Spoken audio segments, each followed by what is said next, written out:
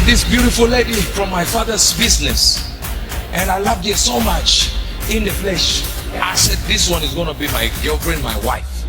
I almost got married to a prostitute. Marriage is an agreement between grown-up people who have accepted to live together. That's marriage.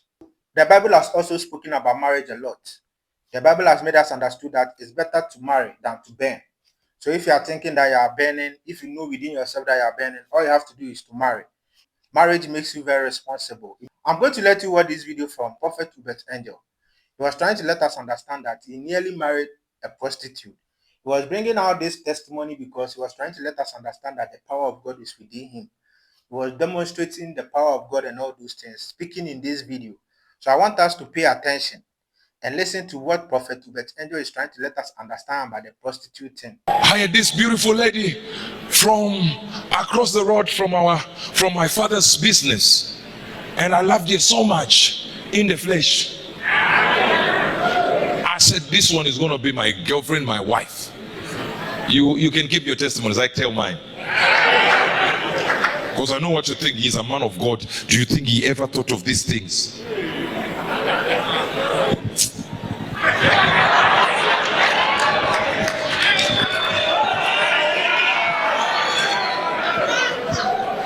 There is a young man here who I met just a few weeks ago in the other place. He took me to, he's called Admire.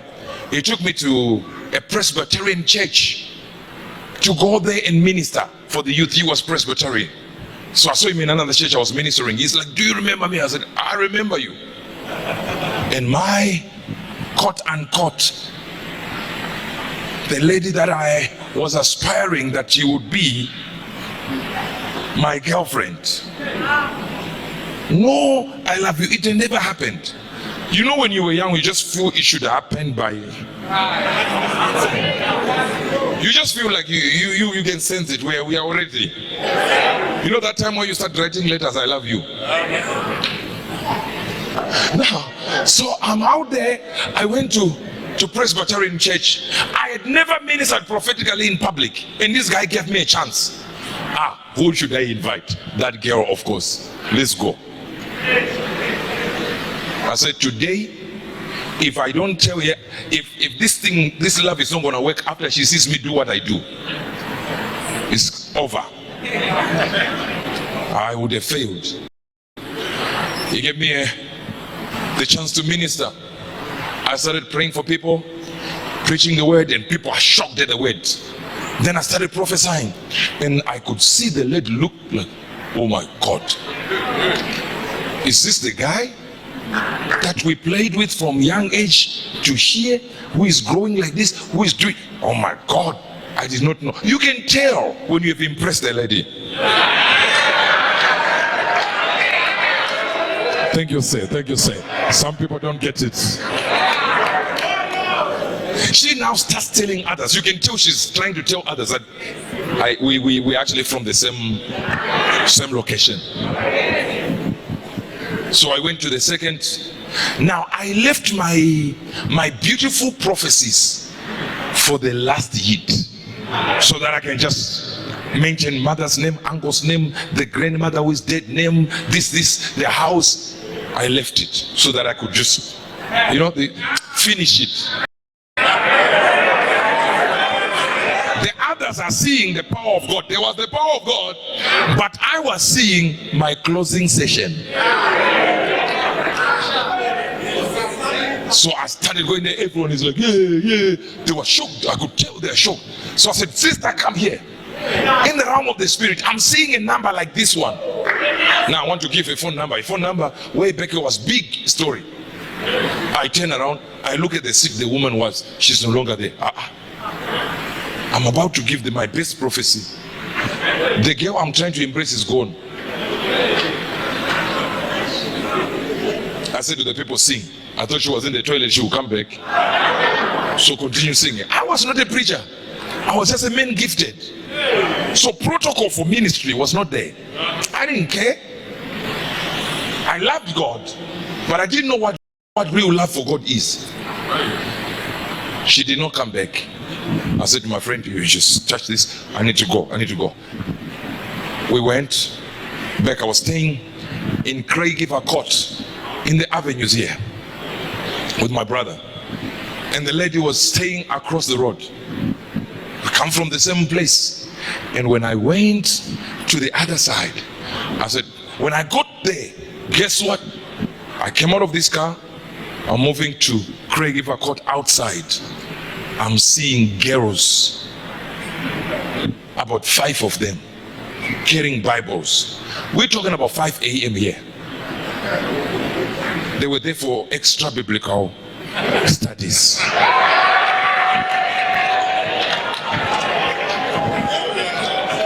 Why don't you believe people? You are.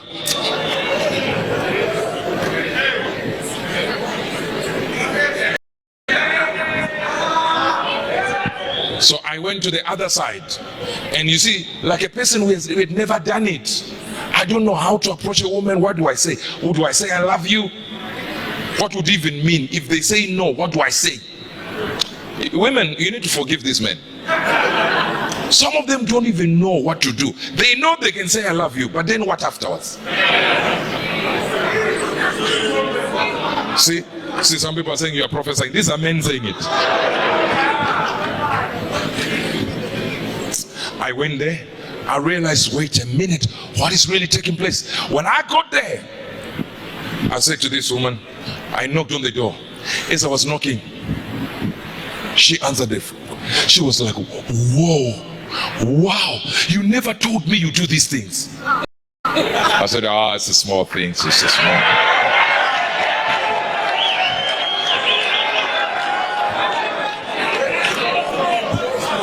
Just small, you know. I said, no, you should have waited and see what the power of God came heavily after you left.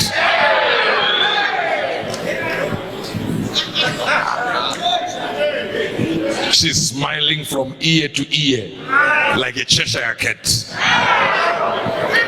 Now, here is my time to say I love you. What do I say? She kept on embraced about what I was doing in the prophetic, like, oh my God, how do you see these things? Do you see like numbers? Do you see like pictures like a TV? I just say, it's a very complicated thing. It's just too many. She was becoming more beautiful as she was embraced.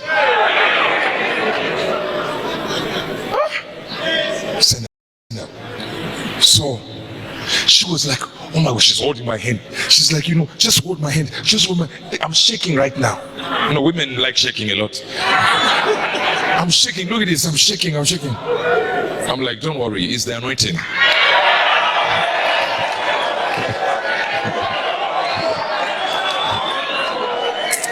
I'm about to go. We will tell you next week. So I realized I'm never going to say I love you to this woman. It's difficult. So I tried to hug her like this. You know the hug when someone brings the side hug? I tried to kiss her. Me.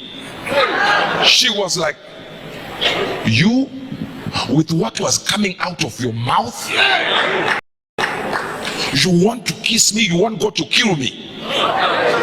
Imagine, I went to Craigiver Court and 5 seasoned Christians were waiting for the same kiss. A woman that was not born again, whose father had a beer hall, is afraid of a kiss because of the fire of God she saw.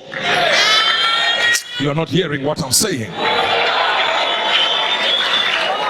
The church was not afraid of the fire. The world was afraid of the fire. I know. You finished listening to what Prophet Uebert has said. He has spoken a lot about him meeting a prostitute. The prostitute wanted to kiss him, and the prostitute refused because he said the mouth that prophesied to him, he can't kiss and all those things. If you really want to marry someone, just go ahead and marry the person. Know the person's attitude. Know that the person is a Christian. Know that you can be in companion with that person. The person can be your friend and all those things before you can jump into marriage. Don't just go to marriage. I'm not yet married, but from the knowledge I have, that's what I'm sharing to you. So all you have to do is just to find that wonderful person to spend the rest of your life with. So without no wasting my time, I want us to watch this video. This from an apostle who is well known. Apostle Micheal Orokpo is going to dive deep into marriage. So without not wasting my time, Apostle Micheal Orokpo is going to dive deep into marriage. So without not wasting my time, let's pay attention and listen to what Apostle Micheal Orokpo have to tell us about marriage. Contemplating marriage, the Lord asked me, what is the purpose of marriage? And the thoughts of the things that were taught began to run through my mind. You know, we hear things like, marry who you love. It's about happiness. Make sure you are happy. And all of these are very beautiful. But the Lord said to me, he said, does marriage sit on these things? Because you can be happy with somebody that is not going in the direction of your destiny, if you have not found your destiny. Because the things that make men happy are strange. The things that make men happy, they are strange. And God began to give me some secret things that I've never heard preached anywhere. You know, he told me the first purpose of marriage is to give you the privilege to be conformed to the image of God. He said that is why you will not find who you want to marry on the street. You will work on that person. You will cultivate that person. And while you are cultivating that person, yourself will be cultivated in the process. So you may be looking for a woman that is patient. Meanwhile, her impatience is what will help you to learn temperance and endurance. So when God points at your wife may not have patience. So if you are looking for marriage to be happy, and you think happiness is about patience, you will miss your wife. Because the idea is that you will be conformed to the image of Christ. Meanwhile, the endurance that you don't have is our patience that will teach you that endurance. So God will deliberately allow you to marry her, and it may take you 6 years to cultivate endurance. And you will learn it by teaching her. That's a school of the spirit. So he said a higher purpose of marriage is for you to be conformed to the image of God. So that happiness will be captured in fulfillment, not in excitement. It is when you have cultivated her and the glory in her spirit begins to emanate. That's when you'll be fulfilled. It's in that fulfillment that you'll be happy.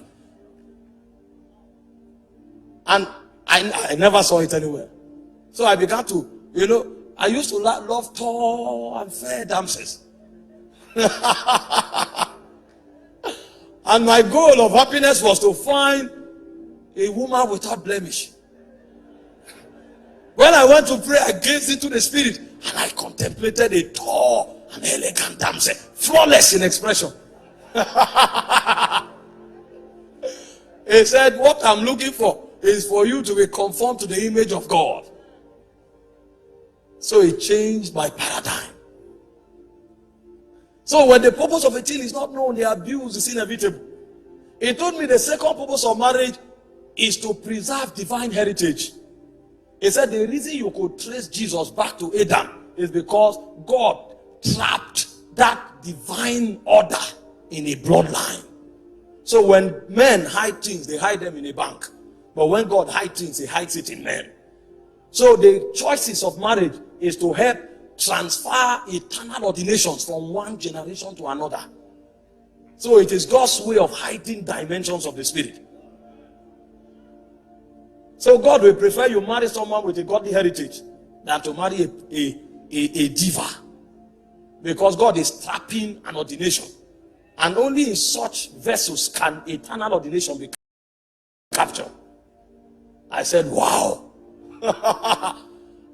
I was not ready to marry. If I married 5 years ago, my wife would have been a goddess.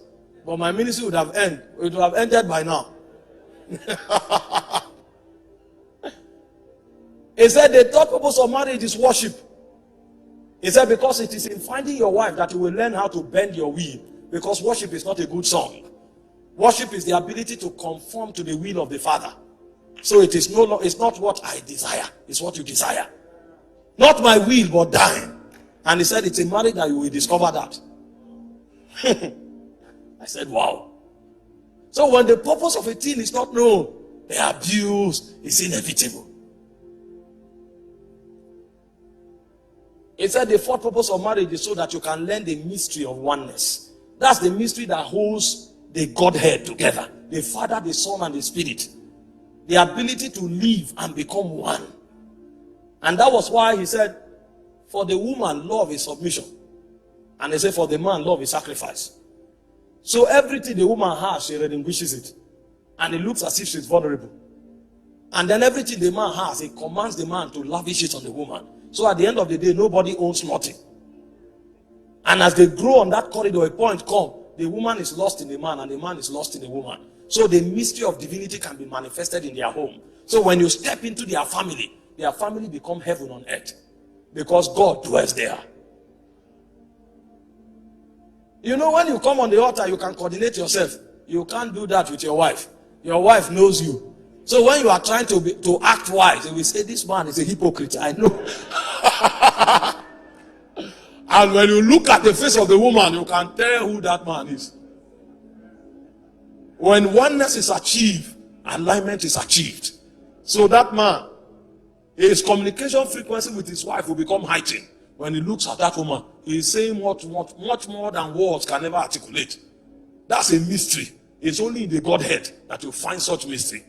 He has given us vividly the reason why we have to marry. He has given us what to watch, what to see, and what to expect in marriage. If you not accepted Jesus Christ as your Lord and personal Savior, please accept Christ. Go day in and day out. The clock is ticking. Thank you very much for watching this video, and I'll see you another time.